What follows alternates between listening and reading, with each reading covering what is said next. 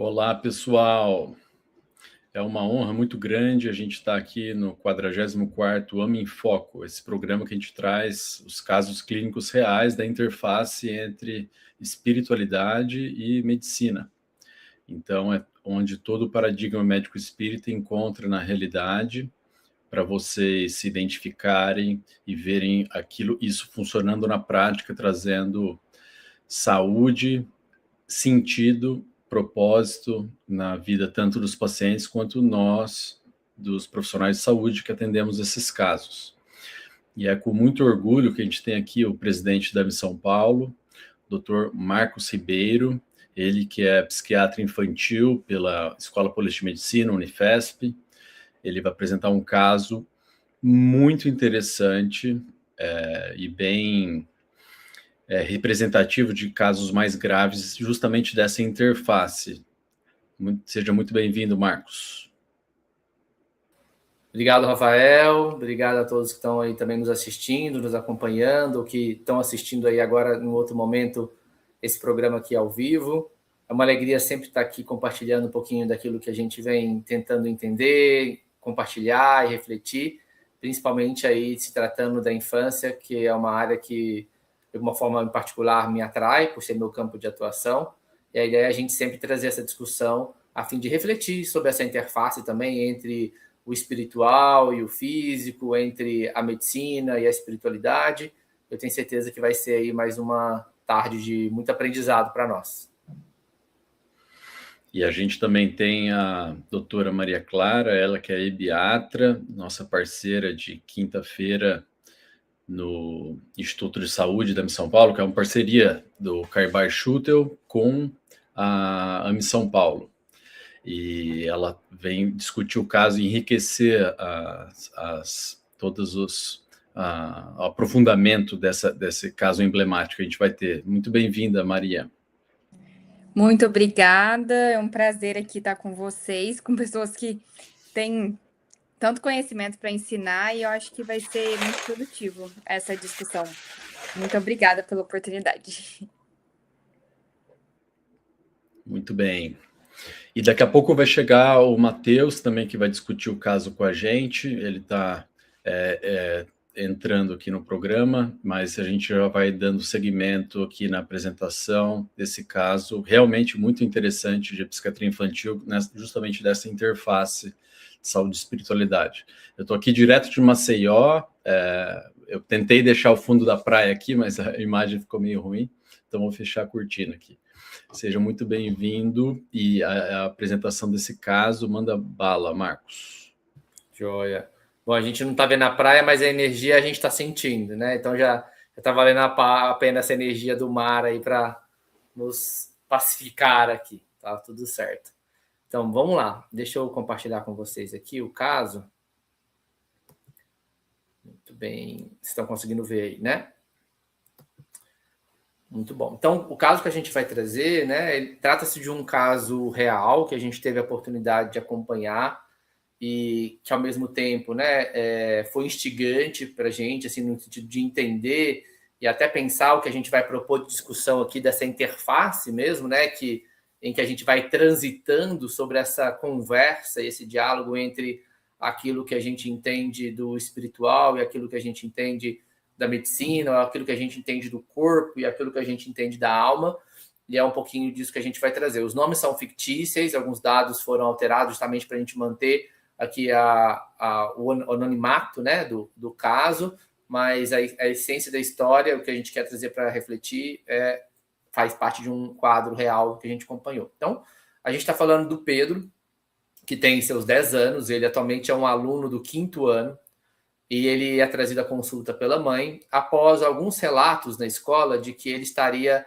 mais distraído, conversando sozinho, em alguns momentos aparentemente olhando para alguém que não estava ali. Esse não era um comportamento comum e esperado dele, ele já estava presente nessa escola já há algum tempo, e há uma mudança de um padrão, né, daquilo que era o comportamento habitual do Pedro e que foi observado ali primeiramente pelos professores, né, dentro dessa escola, e isso vai sendo relatado com a mãe. Não era a primeira vez, isso vinha acontecendo já há algum tempo, mas quando aquilo se tornou um pouquinho mais pervasivo, permanente, contínuo, houve então esse aconselhamento, né, da escola para que buscasse uma avaliação, né? E isso é muito legal, assim, a escola ter esse olhar e esse direcionamento, já que muitas vezes nessa idade a maior parte do tempo, né, é vivida, né, e compartilhada ali na escola.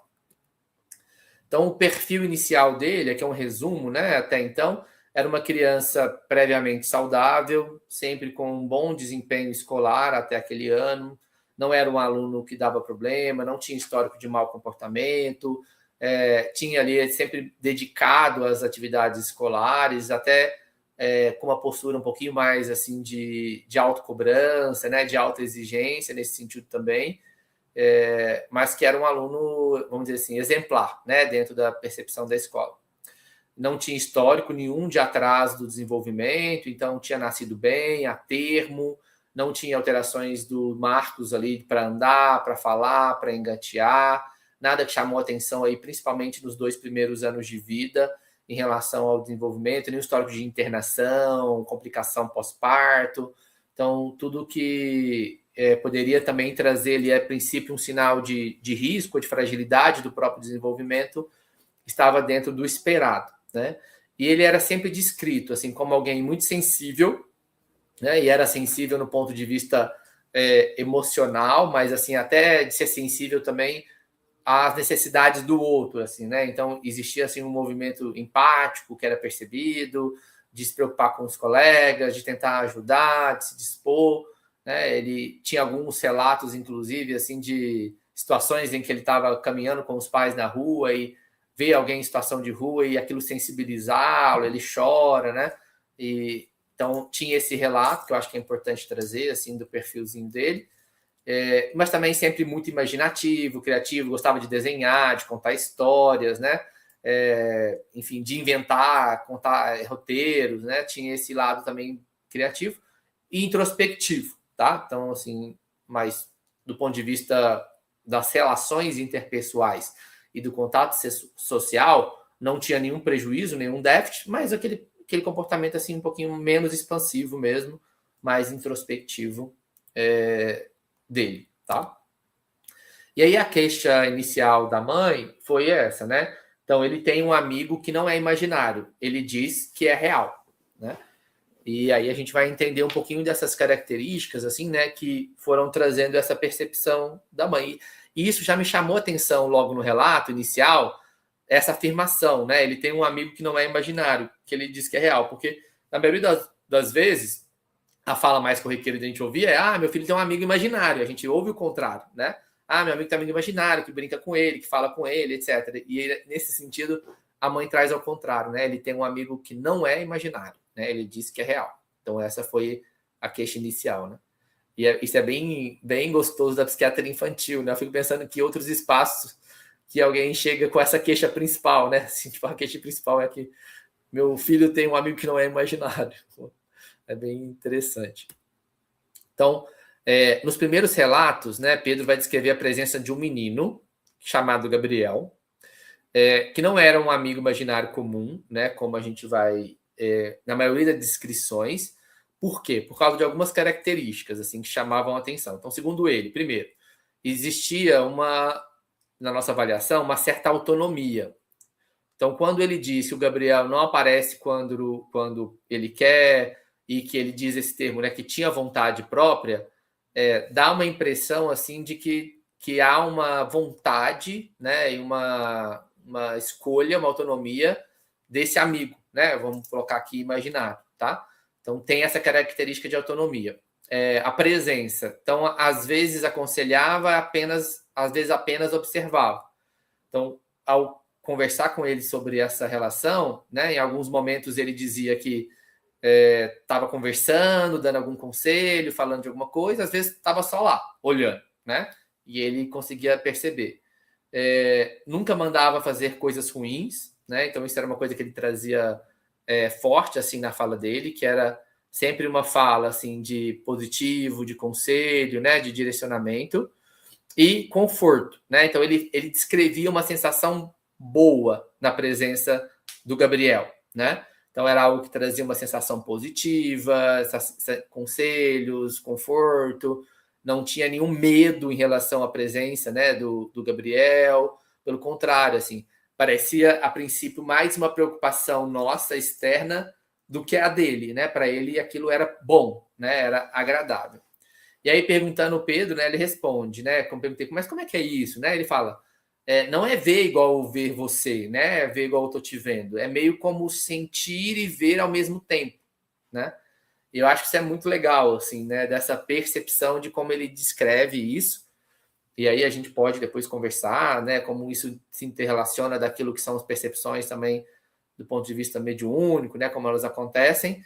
Mas acho que a descrição dele para mim foi muito rica, né? Então eu não estou vendo ele como eu estou te vendo. É diferente, né? Eu vejo e sinto ao mesmo tempo, né? E ele trazia isso bem descrito, tá? Ele fala de outras experiências associadas, né? Quando eu questiono, mas tem outras coisas que você vê, que você sente, né? Ou é só isso? Então ele falava que também que esporadicamente ele via luzes no quarto, né? Principalmente ali antes de dormir, né? Uma coisa que dentro da psiquiatria a gente poderia pensar em alguma coisa mais hipnogógica ou hipnogônica, assim, né? De uma alteração da sensopercepção. E às vezes vozes sussurradas ao acordar, né? Principalmente também nessa interface ali entre o despertar e o dormir, tá? Dessas vozes sussurradas, ele não consegue trazer muito conteúdo, que ele fala que é muito, assim, não consegue entender muitas das vezes, né? Que é muito volátil, assim, mas ele fala essa sensação de ouvir alguma coisa ao acordar. Mas não durante o dia na escola, né? Então, quando ele está na escola, nas atividades ali mais conscientes, ativas, ele não consegue descrever nem que isso se mantenha, tá? Acho que um ponto super importante aqui é que a gente não vai ver, né, uma deterioração funcional importante dele. Então, não há um prejuízo ali das funções acadêmicas, não houve uma perda do rendimento escolar, não houve ali alterações do ponto de vista dos relacionamentos interpessoais, né? Nada disso que chamasse a atenção, né? Então, ele continuou funcionando aí normalmente. Mas existia um contexto emocional muito importante, né? E aqui eu acho que é quando as coisas começam a complicar, né? Principalmente quando pensar em diagnóstico diferencial, né? Então, dentro do contexto emocional, né? Investigando ali a história recente, surgem alguns elementos significativos, tá? Primeiro, há uma mudança nesse período, né? Nesse ano, de uma ausência paterna. Então, o pai ele passa a estar frequentemente ausente pelo trabalho, né? Então, o pai muda de trabalho nesse mesmo ano em que ele começa a relatar, mais ou menos nesse período ali, antecedendo uns 2, 3 meses antes, e ele fica menos presente, que ele passa a estar no trabalho que ele está viajando, fica mais fora de casa, né? Isso muda muito a dinâmica dos relacionamentos intrafamiliares, né? Nesse mesmo período, há a perda da avó, né, a avó materna, que ele tinha uma figura que ele tinha um vínculo afetivo muito importante, né? Ele tinha muita convivência, em alguns períodos fora do período escolar, inclusive ele ficava com essa avó, né? Era alguém que tinha ali um papel importante no cuidado dele na semana, tá? E chamou atenção, né? Porque eu fui investigando um pouquinho disso ali do luto, assim, né? Que perguntando ali do velório, né? Que ele não chorou no velório, assim. Então, por que isso é importante, né? Porque eu fui levantando questões. Será que não tem um luto aí mal elaborado, né? E, principalmente uma figura que ele tinha tanto apego, né? Que era tão vinculado. Então, isso também foi me chamando ali a atenção. Houve mudanças, né? Então, após a morte da avó, ele começou a dormir com a luz acesa. Então, isso demonstra um impacto mesmo da perda, né? Dessa avó no dia a dia dele, né? Quando eu pergunto por quê, ele não chega a mencionar medo especificamente, algum fator específico, tá? Mas ele acabou criando esse hábito. E questionamentos, né? Então ele perguntava à mãe se as pessoas continuam existindo em algum lugar, né? Depois que morre, né? E aí entra um ponto importante, assim, né? Essa família não é uma família espírita, é uma família que vem de um contexto católico, apesar de ter ali suas aberturas, né, os seus diálogos assim interreligiosos, mas ela não tinha não era uma crença espírita, tá? E aí, quando eu pergunto, né, sobre o Gabriel, tem uma vez que ele fala assim, ele fala coisas que a vovó falava, né? Ele traz isso, assim. Então, quando ele fala dessas dicas, desse conforto, dessa orientação, assim, em algumas vezes ele fala, ele fala igual ele fala muito como a vovó falava, né? E então ele vai trazendo esse elemento, assim, também que vai ajudando a gente a pensar um pouquinho. Da observação clínica, assim, durante as consultas, né? Principalmente em relação ali ao afeto, tinha um afeto preservado, a gente não via um embotamento, né? Assim, não havia ali uma perda assim desse contato, uma dificuldade de comunicar, enfim, isso se mantinha normal. O pensamento, a gente não percebia nenhuma desorganização, não tinha delírios ali estruturados, né? Nenhuma crença irremovível, né? Nesse momento. E ele tinha uma crítica ali que eu coloquei aqui até como parcial, né? Ele, por exemplo, eu sei que as outras pessoas não veem, né? Então não tinha aquele peso assim, tipo de uma verdade inquestionável, como assim vocês não estão vendo, né? Então ele tinha essa percepção de que os outros não veem aquilo que ele estava vendo. Ele demonstrava sofrimento apenas quando a mãe dizia que aquilo não existia, né? Então quando falava, isso não existe, ou é uma invenção, né? Foram algumas falas que é só uma imaginação, uma coisa assim que a família trouxe inicialmente ali, principalmente no início, ele ficava chateado com aquilo, às vezes bravo, assim, no sentido tipo que existia assim, ele estava vendo, ele estava sentindo. E quando questionado se tinha medo, ele respondeu, não, eu só tenho medo de ficar sozinho. Né? E aí eu acho que é um ponto também importante aí da gente pensar, né? Até nas conversas assim dos diagnósticos diferenciais aí que a gente vai conversar. Deixa eu ver aqui. Da evolução, né? Então, a partir de uma escuta cuidadosa, sem confrontar ali diretamente a experiência, o trabalho foi sendo focado em alguns campos, né? Primeiro ali na questão do luto não elaborado, né? Então, foi uma coisa que a gente percebeu. Numa certa ansiedade de separação, né? Que poderia ter a ver com essa questão do pai que mudou, né? Que mudou ali a rotina intrafamiliar. A expressão simbólica, né? Que é um recurso muito importante que a gente usa dentro das abordagens na infância, né? Principalmente quando a gente quer acessar conteúdos mais inconscientes ou conteúdos ainda não percebidos de uma forma clara, e para isso visando a construção de recursos internos, né? E é curioso, assim, na evolução desse quadro específico, que à medida que ele começou a falar mais sobre a avó, a gente desenhar memórias, né, e elaborando essa perda, o Gabriel foi aparecendo menos, tá? Então ele foi trazendo menos a presença do Gabriel, foi trazendo menos essas relações, menos as palavras de conforto, né? E um dia ele disse assim, né, na consulta, quando eu perguntei, né, sobre o Gabriel, ele falou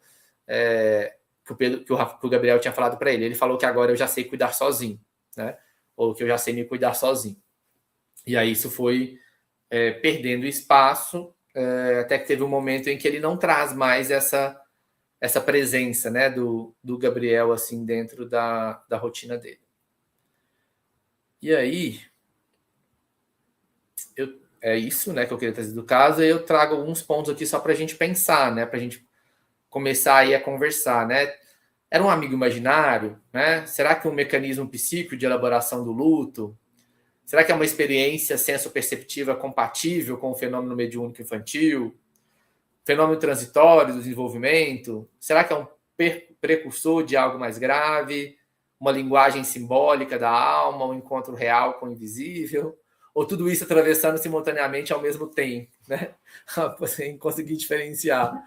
Eu acho que esse é o desafio desse caso, né? E por isso eu acho importante a gente trazer. Eu acho que um caso que dialoga muito com as questões que a gente conversa, da forma da gente olhar dentro dessa abordagem da saúde e espiritualidade, da perspectiva aqui que a gente abraça. E eu queria trazer muito ele para a gente conversar, porque acho que foi um caso que me marcou muito e que me ajudou a aprender muito também a partir dele, né? Mas é isso. Nossa, realmente é um caso bem interessante. Eu estava vendo aqui, né, de a prevalência, mais ou menos aos 10 anos de idade, de alucinações hipnagógicas, que são no início do estado de vigília para o sono, quando você começa a dormir, e hipnopômpicas, quando você está dormindo e vai acordar, mais de uma vez por semana, quando isso é uma coisa recorrente, assim, ao redor de 1 a 2% só, né? Mas tem alguns estudos, por exemplo, esse aqui, ó, predizendo a persistência de alucinações na infância e na adolescência. Então, a prevalência de alguns sintomas, definições amplas, né, de alucinações auditivas, de 26,7% nessa coorte de Cambridge, e 17% de alucinações visuais, e aí depois isso cai bastante a partir dos 14 anos. Então é um fenômeno muito comum, e obviamente a grande maioria disso não é um quadro psicótico, um quadro de transtorno mental que precisa de tratamento, a maioria vai remitindo, né? Então isso será que é um fenômeno de uma percepção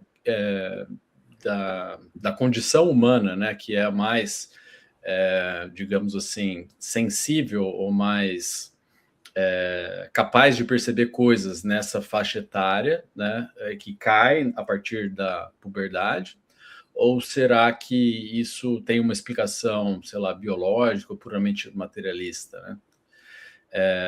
Então, esse caso ele é bem interessante. A única coisa de todas essas dúvidas muito pertinentes que o Marco trouxe, que conseguiria quase bater o martelo, ou digamos assim, advogar bastante contrário, é que de ser um quadro patológico, um quadro psicótico, porque ele não tem história familiar, não tem história pregressa, né, de um pródromo, uma condição ali indicativo, né, disso. Ele é um ótimo funcionamento, é empático, o afeto está preservado, ele tem uma crítica aí parcial de que os outros não veem, né?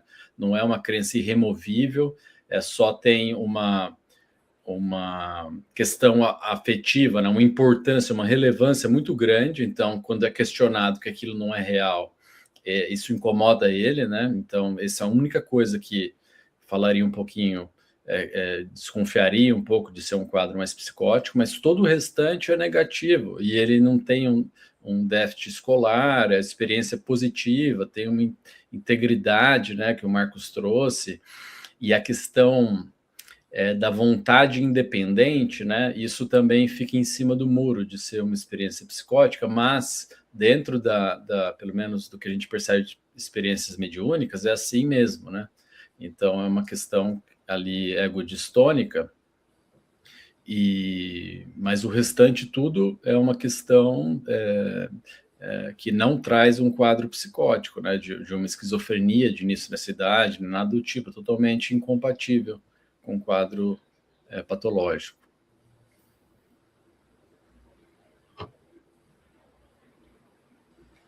Muito bom. O que você acha, Maria? Eu acho que o Matheus chegou aqui. Matheus, bem-vindo aí à nossa discussão.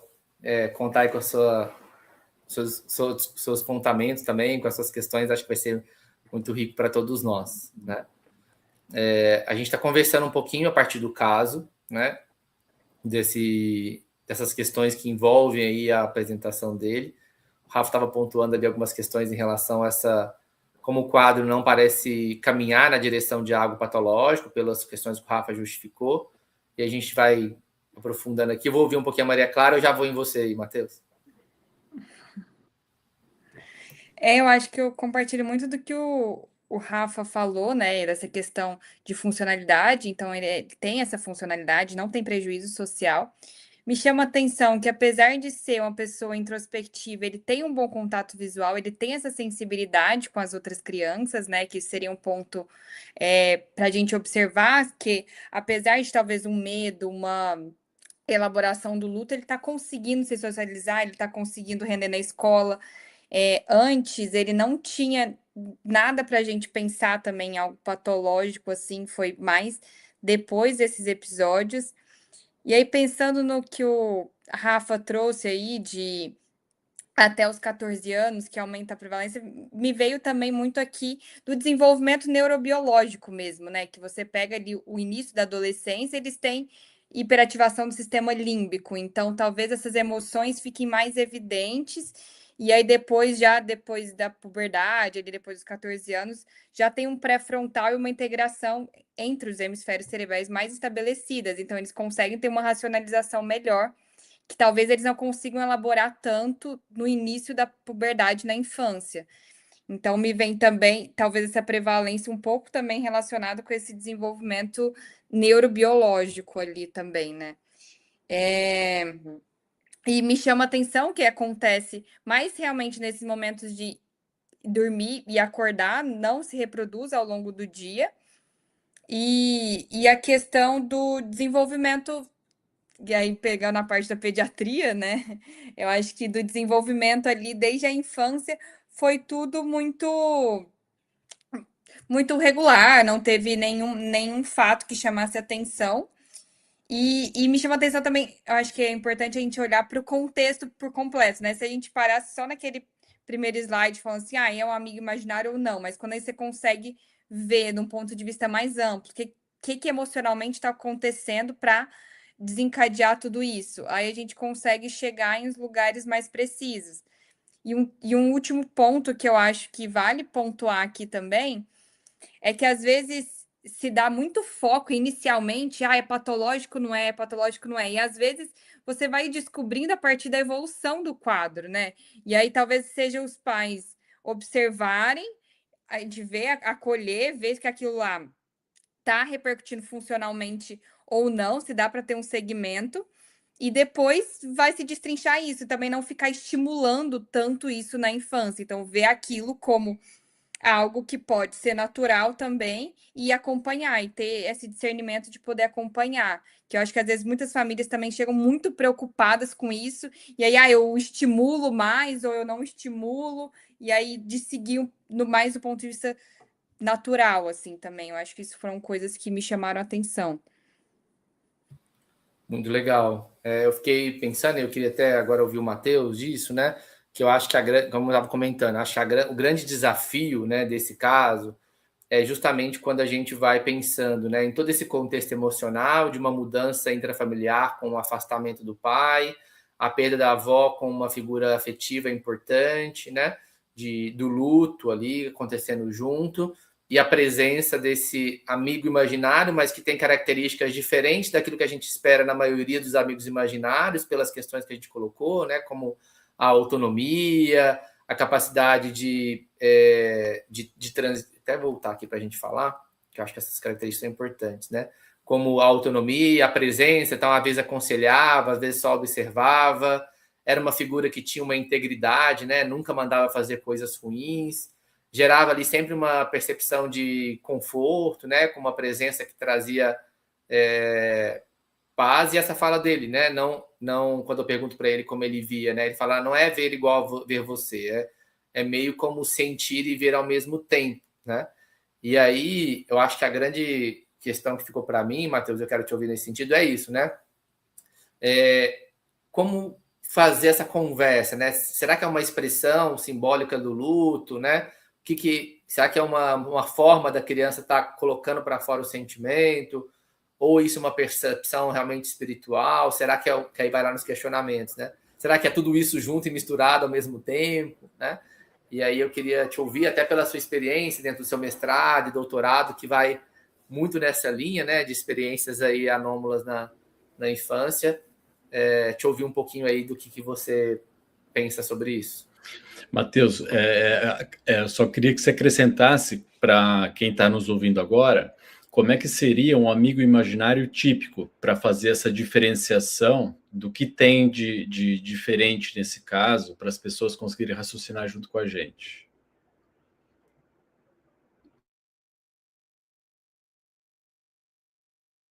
Matheus, a gente não está te ouvindo.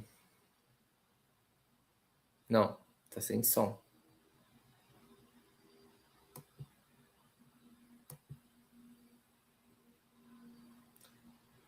Não. Seu microfone está ligado, mas é como se não estivesse captando. E agora? Agora sim, perfeito. Agora sim. Era a configuração da entrada de áudio aqui. Ah, imaginei. Mas o volume tá bom? Tá ótimo. Tá bom? Tá, vamos lá. Bom, desculpe o atraso, né?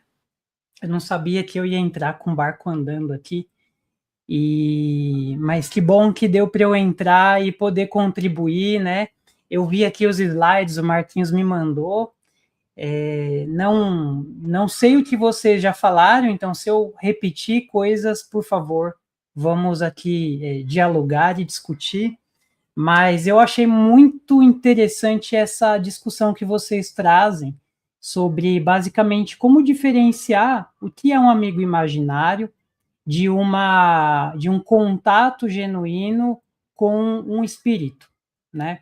Como que a gente pode caracterizar cada uma dessas experiências para poder compreender o que elas têm de peculiar, de idiosincrasia, de específico, né? Para saber quando é qual. E, bom, eu até abri aqui uma parte da minha tese, né? Que eu escrevi um capítulo sobre isso, sobre como diferenciar amigos imaginários de entidades ou espíritos, né? Porque isso não aparece, né, nas crianças que eu entrevistei, 10 crianças que alegaram algum tipo de experiência de mediunidade, de vários contextos religiosos. Quer dizer, apareceu em um menino, o 10º menino que eu conversei, eu ainda vou defender, tá, minha tese, dia 1º de abril, que não vai ser uma mentira, vai ser uma grande verdade, né? Esse menino é um menino do Pará, e eu fui até o Pará para conversar com ele, ele vai no candomblé, e a mãe dizia que eram eguns, entidades do candomblé, mas o menino fala que não, que eram personagens dele mesmo, e chegou a usar amigos imaginários. Ele falou, não são espíritos, são amigos imaginários, mas para a mãe eram eguns. E esse menino, ele desenhou esses personagens, e ele via esses personagens e conversava com esses personagens. Eles tinham características e personificavam emoções. E sabe, na minha pesquisa, eu não entrei no mérito de diferenciar o que era verdade, o que não era verdade, se era ou se não era espírito. Eu tomei a fala da criança como verdadeira e o ponto de vista dela, né? Eu não me coloquei em condição de objetalizá-la. Mas esse menino, basicamente, trouxe, né, algumas reflexões que se coadunam com esse capítulo que eu tento diferenciar. A gente tem pouca literatura para fazer essa caracterização e essa diferenciação. Existe uma discussão se a nomenclatura amigos imaginários, que é mais tradicional da psicologia do desenvolvimento, e aponta, geralmente, que os amigos imaginários surgem como fruto de eventos de luto ou para compensar faltas que a criança sofre. Essa autora propõe que a gente não chame de amigos imaginários, mas que a gente chame de amigos, companhias invisíveis.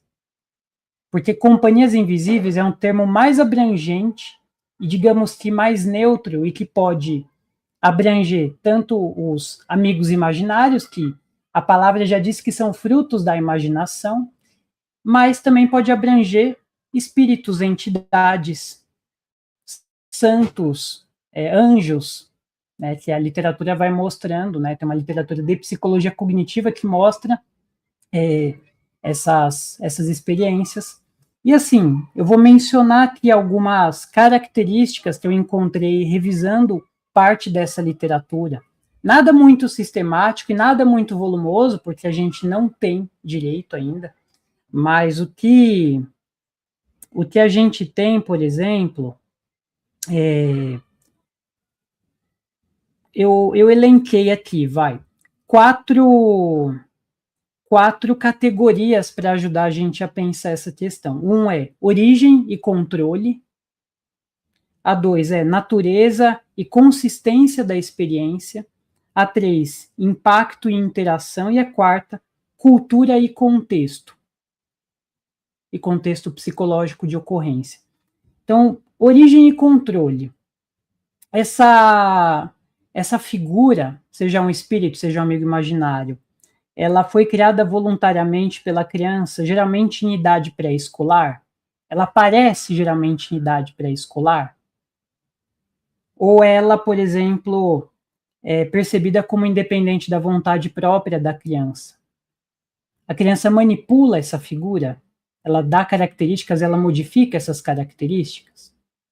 Quando essa manipulação, essa modificação é um indício de ser uma companhia invisível, né, como um amigo imaginário. Quando não há essa manipulação e tem uma grande autonomia, é um indício, segundo a literatura, de que é um espírito, uma entidade, um anjo, né? A forma, amigos imaginários, geralmente mudam de forma, a literatura aponta isso. Entidades, espíritos não têm características fixas, que não se modificam, ou não mudam também, por exemplo, de humano para animal, né? Amigos imaginários podem ser animais, podem ser inclusive objetos que a gente entende como inanimados, mas que têm características e interagem com a criança. No item 2, natureza e consistência da experiência. Quando a gente fala da consistência, elas frequentemente desaparecem com a idade, normalmente após os 7, 8 anos, e sua presença varia de acordo com o estado emocional da criança. Então, geralmente, criança não está legal, essa companhia aparece. Isso é um indício de que é amigo imaginário. Espírito, entidade, anjo, não. Eles podem persistir por anos, ocorrer de forma intermitente, e sendo mais comum em crianças que partilham de crenças religiosas e espirituais, inclusive. Tem um componente da crença, né, da cultura, mas não significa que porque tem a crença que não vai acontecer, né?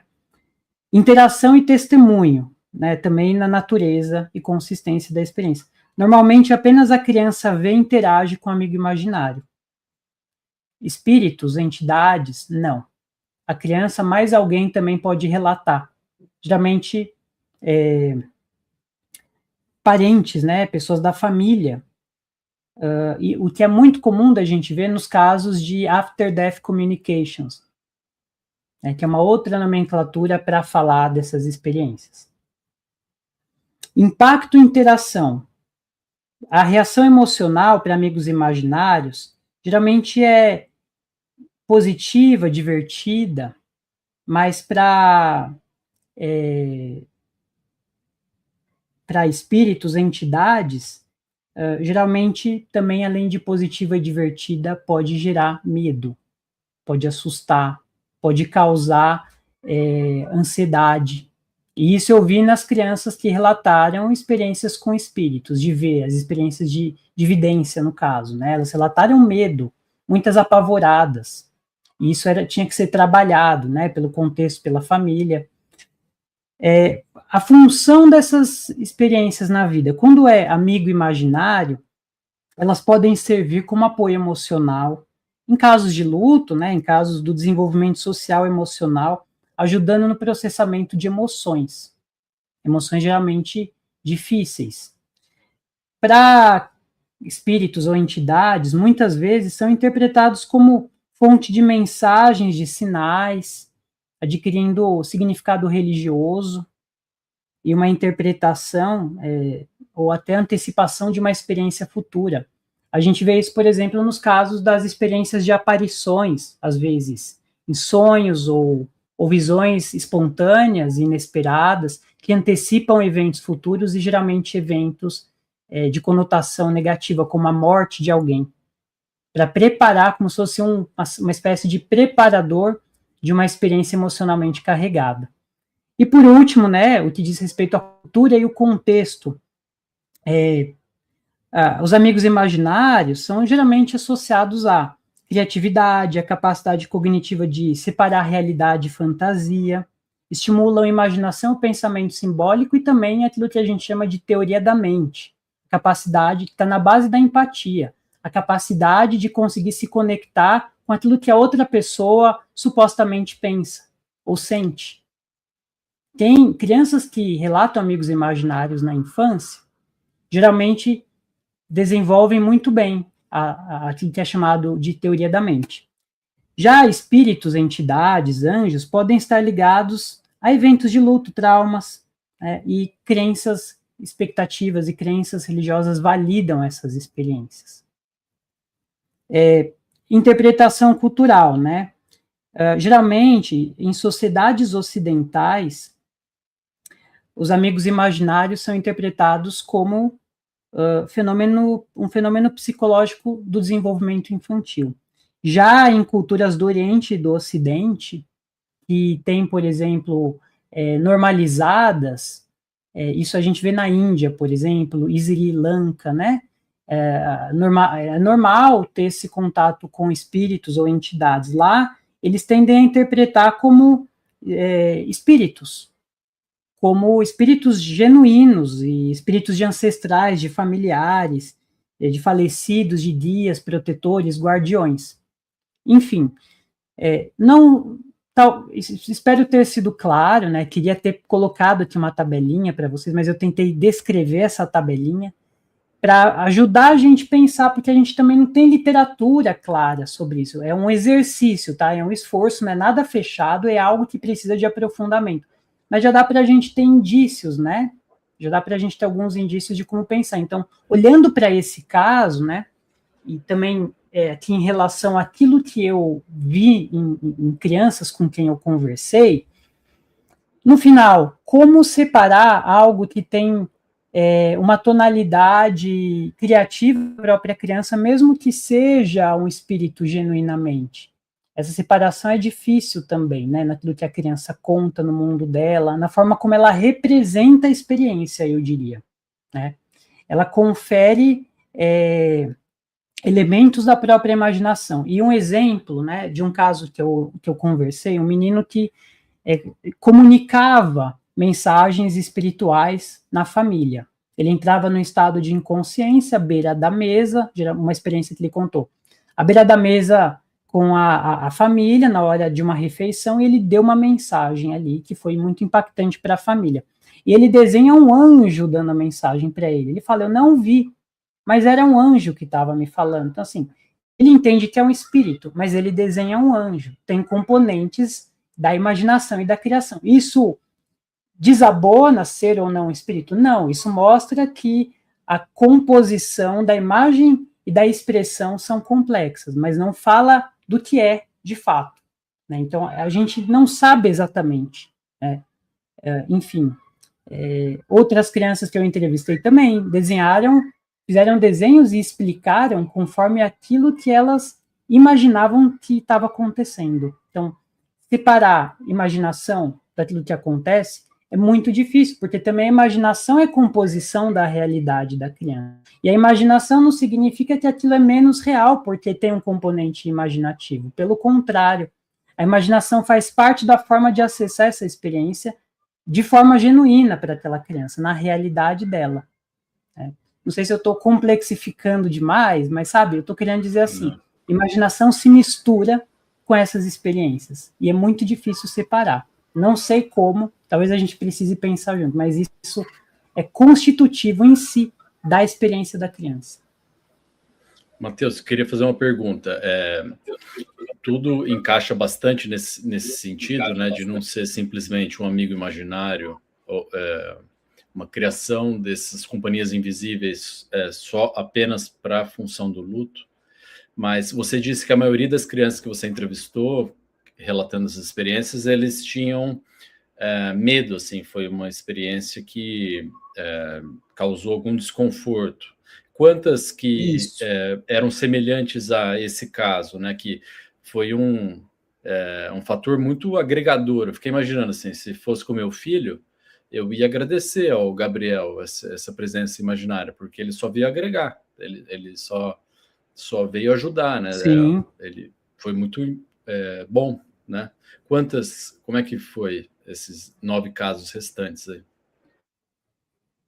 Olha, o medo era muito comum no começo das experiências, principalmente, sabe? O primeiro momento, as primeiras ocorrências, as crianças tendo medo, ou um medo muito presente até de forma continuada, principalmente em contextos que não tinham um manejo estruturado daquilo que estava acontecendo. E esse manejo, nas crianças que eu entrevistei, eles vinham dos sistemas de crença e das religiões que essas famílias e essas crianças pertenciam, né? Então, no caso da Umbanda, a criança tinha experiências, levava lá para o terreiro para cuidar disso, para tomar passe, para participar da gira, e aí a criança recebia um auxílio. No caso de crianças espíritas, leva na evangelização infantil, vai tomar passe, vamos fazer aqui evangelho no lar, dá passe na criança em casa, e, apareceu, viu, vem, conta para a mamãe, para o papai, e vamos aqui, vamos rezar junto, vamos pedir auxílio. E aí essas crianças tinham uma tranquilidade com o passar do tempo, e essas experiências deixaram de ser ansiogênicas ou amedrontadoras, né? Agora, teve um menino que ele tinha experiências, assim, intermitentemente, sem nenhuma previsibilidade, de uma forma muito invasiva, né? As figuras que ele via, espíritos flutuando, invadiam o quarto dele, e isso na hora dele dormir, ou quando ele estava simplesmente estudando em casa, ele gritava, hiperventilava, e entrava em prantos, e teve uma crise de ansiedade quando eu estava lá conversando com ele, e aí, meu Deus, o que eu faço aqui? Esses espíritos invadindo as paredes, entrando pela janela fechada, e eu comecei a fazer uma prática de respiração com ele, de atenção na respiração, e dar um suporte, a mãe também. Esse menino foi acalmando e essa figura foi embora. Ele chorava copiosamente. Então, esse foi o caso do menino, que não foi só no começo, não. Essa experiência, esse medo persistiu. Né? Então, olhando, né, aqui, esses critérios, né, que eu falo,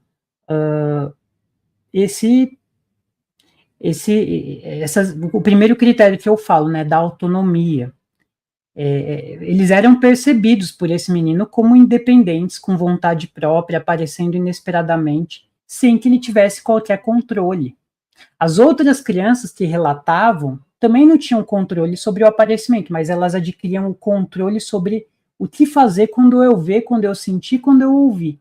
O controle não era aparecer ou não, na diferença do amigo imaginário. Muitas vezes ele não tem essa autonomia de aparecimento, como no caso do que a literatura mostra das experiências com seres espirituais, né?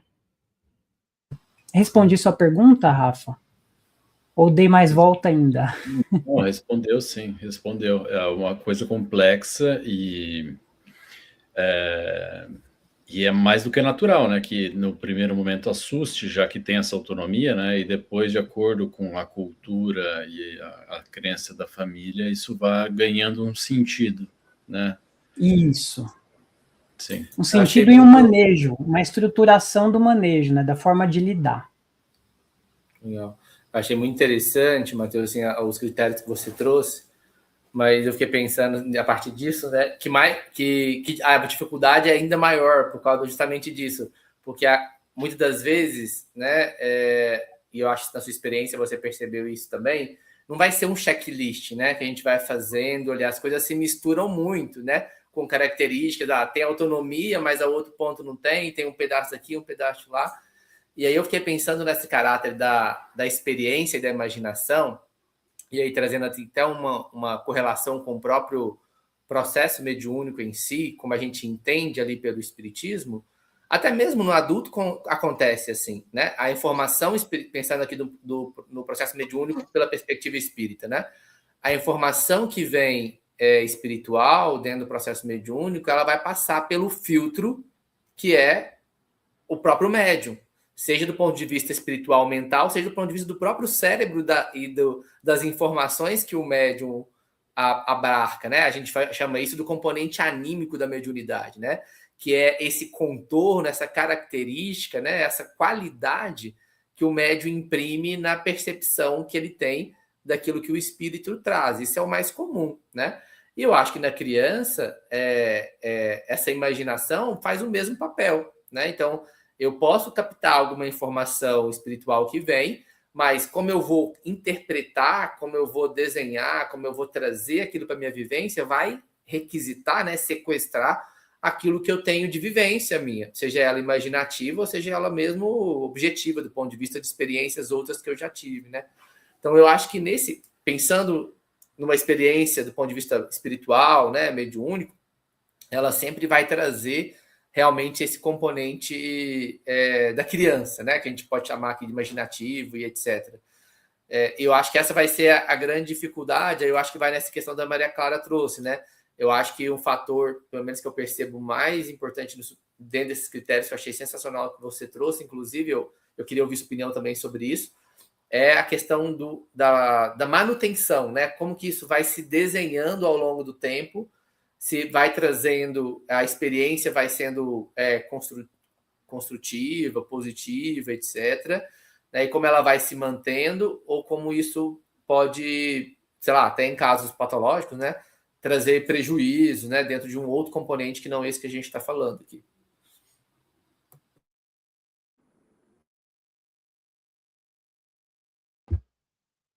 Para mim, para Maria Clara, Acho que a não Maria Clara ia tem. falar. Se quiser complementar, Maria Não, eu Clara. acho que eu quero completar uma pergunta, na verdade.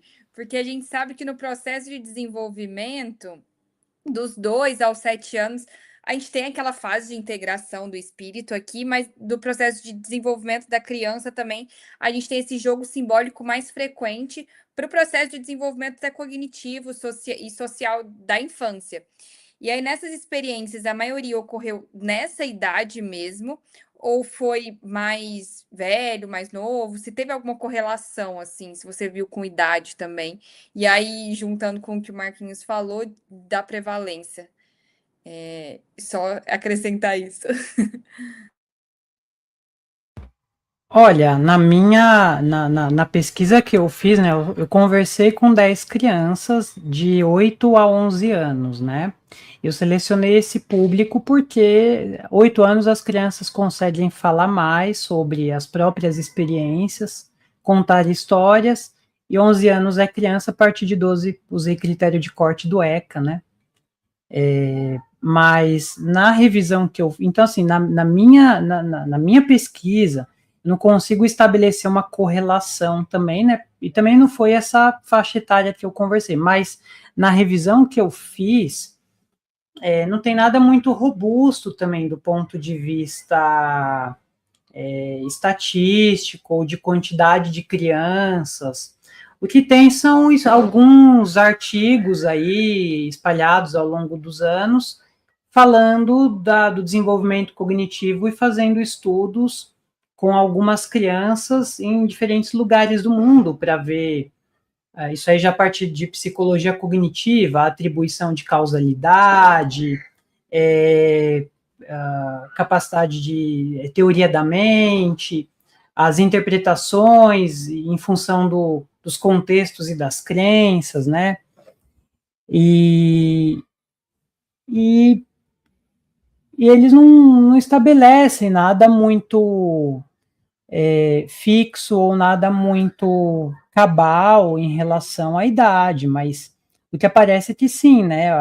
O brincar é típico da infância, é uma linguagem da infância, isso também acontece nessas experiências, inclusive no quesito amigos imaginários, essas companhias estão mais associadas a brincadeiras também, né? Estão muito associadas a brincadeiras. E crianças mais novas, o que eu me lembro das leituras, né? Que essa tabela ela não aprofunda, mas o que eu tenho de memória é que crianças mais novas reportavam amigos imaginários mais flexíveis em relação à forma, então não eram mais de forma humana, mas apareciam mais animais, às vezes até objetos, ou eles mudavam de forma com o passar do tempo. Crianças mais velhas já reportam mais figuras humanas, né, como amigos imaginários, e o brincar com essas figuras era muito maior, a interação muito maior, quanto menor a idade, né, o que eu me lembro das minhas leituras. Eu não lembro sua pergunta, Marquinhos, eu não lembro. Não, eu Eu acho que eu fiz respondi? mais um comentário, talvez, que uma pergunta. Eu acho que era dessa dificuldade mesmo, por exemplo, dessa diferenciação, né? E que talvez eu acho que o acompanhamento ao longo do tempo vai dizer mais para a gente, assim, quanto aquilo que vai ser Ah, mostrar, né? sim. Do que vamos dizer assim, uma leitura vertical, né? Num único momento, assim, que a Isso. gente vai querer preencher um checklist, assim, né? Isso não vai dizer muito. Eu acho que a experiência ao longo do tempo vai se desenhando melhor, assim. E o que você fala dos critérios também, né? Porque apesar de critérios, a gente sabe que critérios não dão conta da complexidade, da dimensionalidade das experiências, né? Mas critérios servem como pontos de partida. Então, é aquele velho debate, né? Que acho que vocês da medicina e principalmente o pessoal da psiquiatria está muito mais acostumado, que é categorial ou dimensional, né? A gente coloca no espectro de cores como um arco-íris ou a gente olha preto e branco checklist, né? Dimensional é muito mais rico, segundo o meu entendimento, né? Eu queria trazer só a contribuição aqui do pessoal do chat. Acho que tem uma fala da Márcia aqui, né? Márcia Leon, que é lá da de Brasília, coloca: Marcos, tem um caso semelhante no consultório, só que uma menina dos 7 aos 13 anos com a mesma frase final. Ele me falou que isso, a companhia invisível, né? Vamos falar o termo aqui, que eu achei bem legal esse termo. A companhia invisível falou, né? Ele me falou que já sei me cuidar sozinha, depois de tantos anos na companhia dele. Então, eu acho que é um quadro semelhante, Matheus, assim, de uma companhia invisível que surge durante o momento, né? Fica ali presente, em determinado momento ela desaparece e com esse dizer, assim, né? Ele me falou que já sei me cuidar sozinha depois de tantos anos na companhia dele. E aí eu acho que tem muitas coisas aí também que poderiam desdobrar só dessa experiência. Se você quiser fechar aí com um comentário sobre essa contribuição da Márcia, do que você fazer uma leitura breve aí.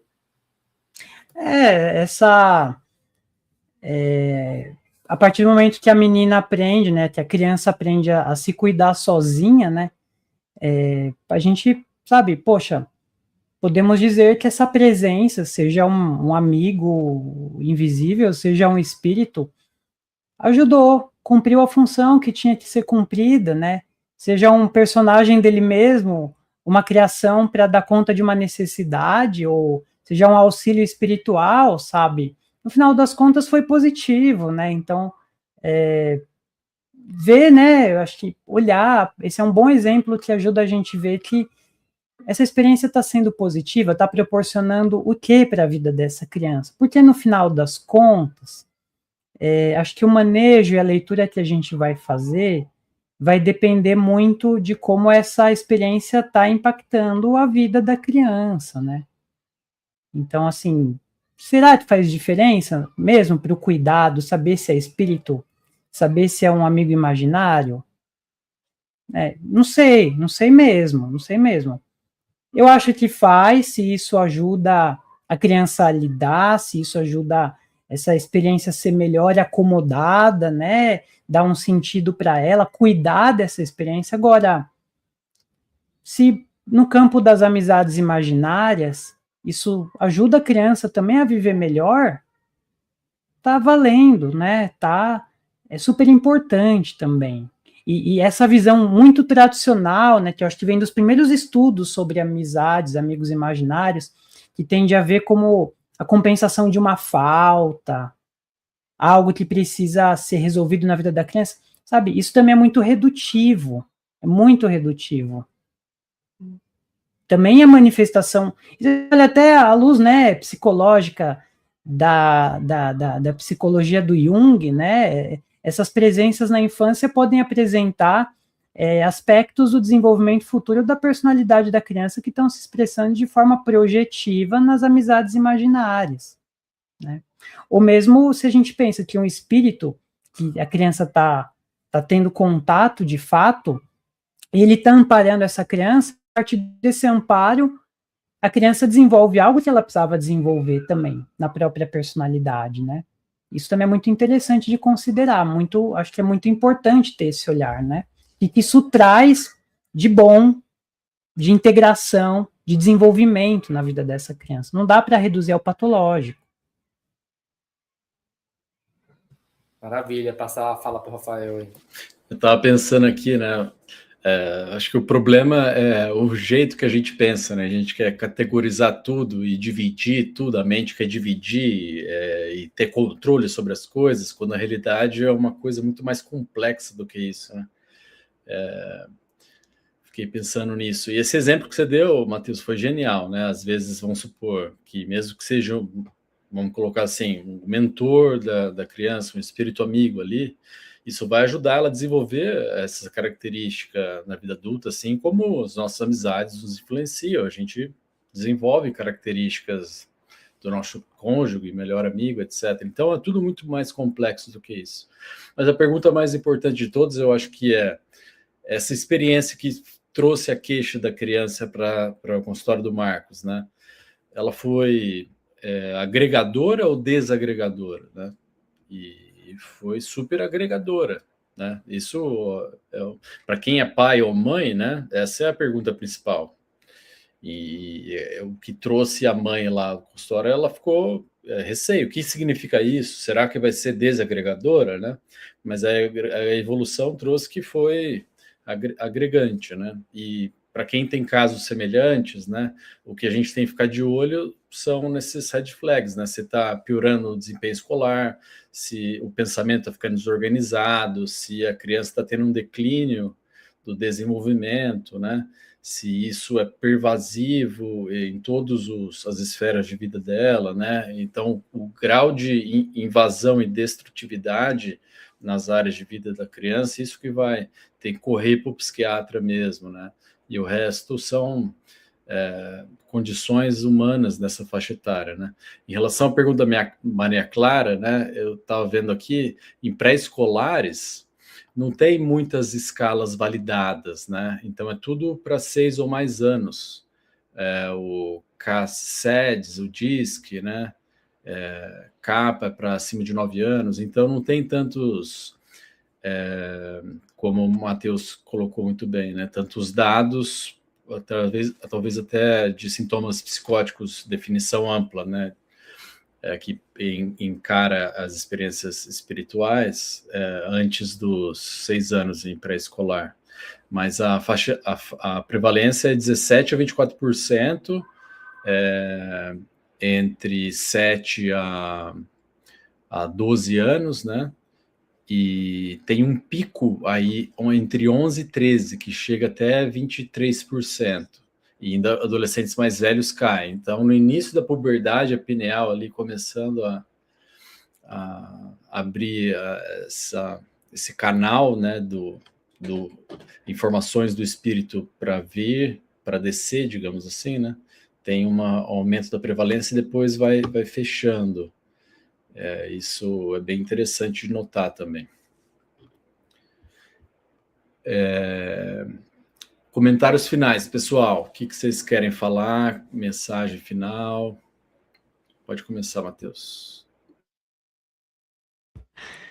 Olha, me lembrei aqui, né, falando de escala, se fala das escalas. Na minha dissertação de mestrado, eu tentei fazer tradução, adaptação e verificação das evidências de validade de uma escala de dissociação infantil para o português, né, do inglês para o português. Eu falei com o autor que criou ela, mas quando eu comecei a mexer, eu só fiz tradução e adaptação transcultural para o português brasileiro, mas eu não fiz evidências de validade, tá na minha dissertação. Eu acabei abandonando isso, porque eu vi que é um construto, né, a gente usa muito esse construto de dissociação quando ocorrem experiências que acontecem independente da vontade, experiências de alteração de memória, de atenção, de sensação no corpo. E aí tem a dissociação não patológica, né, que é muito característica das experiências mediúnicas, né, a pessoa que sente, que ouve, que vê e não agiu, não foi o agente dessa experiência. A psicografia, a psicopictografia, a pessoa escreve e fala que não é dela. São, por meio desse construto, são experiências dissociativas não patológicas. Mas essa escala ela era exclusivamente focada em experiências dissociativas patológicas, e eu achava que eu ia poder usá-la para estudar as crianças, assim como nos estudos com médiuns o pessoal usa a DES, né, que é uma escala de dissociação, que tem dissociação contextual, dissociação tendencial, vários tipos de dissociação, e geralmente os médiums pontuam menos na dissociação patológica, que essa escala pega também. Então, assim, eu estou falando isso por quê? Porque a gente não tem ferramenta para fazer estudos em larga escala com esse público, com essas experiências. A gente vê um monte de adultos sendo pesquisado, mas não tem escala, não tem instrumento, né, para pesquisar. E até para pensar do ponto de vista patológico também, né, essas experiências. A ciência na infância, ela carece de muito estudo, né? Parece que as crianças não recebem muita atenção do mainstream da ciência, não. A gente fala de experiências anômalas, né? Que não são anômalas assim, mas cientificamente é o nome global que se dá, que a gente pode chamar de espiritual, à luz da crença de que elas têm um componente espiritual, mas a ciência olha pouco para a infância, sabe? Eu estou chegando a essa conclusão, assim, né? Pesquisando criança. Então, acho que a gente debate isso para quê?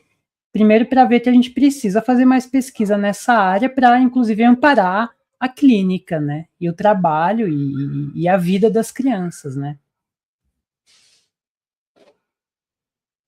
Eu dei uma volta só para falar isso, mas é isso que eu queria dizer. Não, foi ótimo. Maria Clara. Eu compartilho da sua ideia. Tudo que a gente vai pesquisar em criança é uma dificuldade, e não é só nesse tema, em vários temas, que eu acho que é muito mais complexo se fazer pesquisa em criança, e vem de comitê de ética, vem de variabilidade. Quando a gente fala da adolescência, cada um entra na puberdade em um momento, então as pesquisas ficam muito mais difíceis nesse público. Compartilho, gostaria aqui. E acho que cada discussão aprimora mais, assim, acho que amplia para a gente novas frentes de pesquisa, né? Porque a gente precisa compartilhar disso para a gente saber o que pesquisar.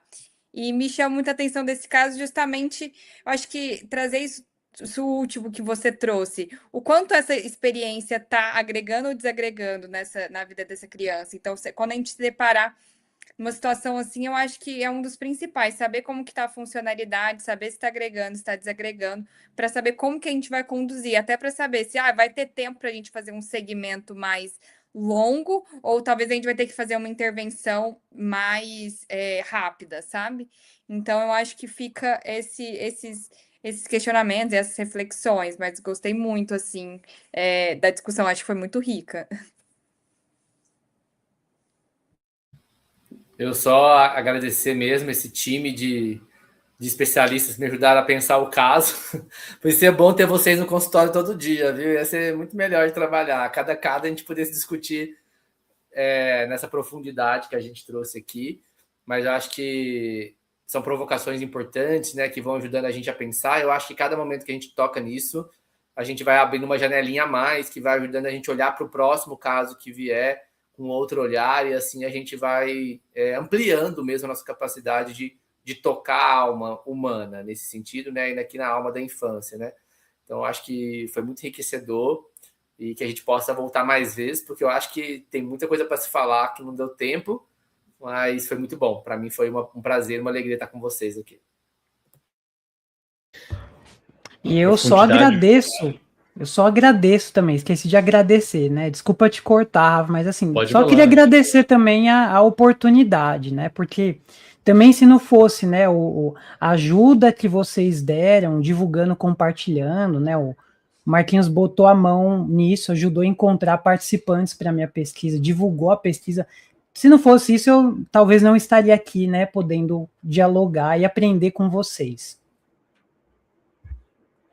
Que bacana, a profundidade foi muito, muito alta, muito obrigado. Foi um caso muito interessante, Marcos, você preparou com muito carinho. A Maria Clara, com todo esse olhar aí da pediatria, da ebiatria, agregou bastante, e o Matheus com a super pesquisa que a gente carece tanto, né? Muito corajoso.